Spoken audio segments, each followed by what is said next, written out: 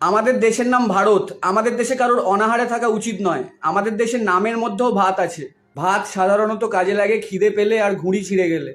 ভাত নিয়ে মহাপুরুষদের অনেক বিখ্যাত উক্তি আছে।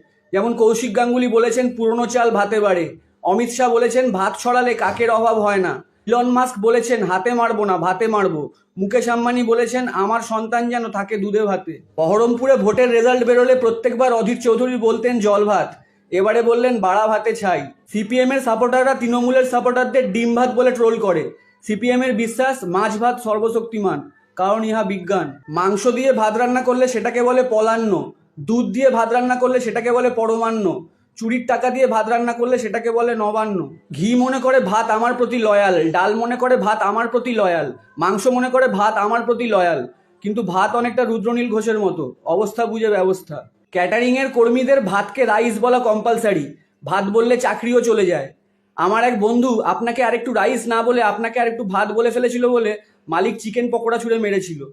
সব থেকে বড় প্যারাডক্স হলো চাষিরা ভাতের অভাবে সুইসাইড করছে। কোন দিন শুনবো ফেক নিউজ শেয়ারের জন্য মার্ক জুকারবার্গ ফেসবুক থেকে ব্যান।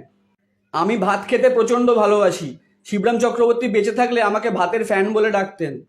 আমার সবচেয়ে প্রিয় পান্তা ভাত। কিন্তু পান্তা ভাতের ওপর গান্ধীজির প্রচণ্ড রাগ ছিল। উনি একবার নুন আনতে অনেক দূরে গেছিলেন, ফিরে এসে দেখেন পান্তা ফুরিয়ে গেছে।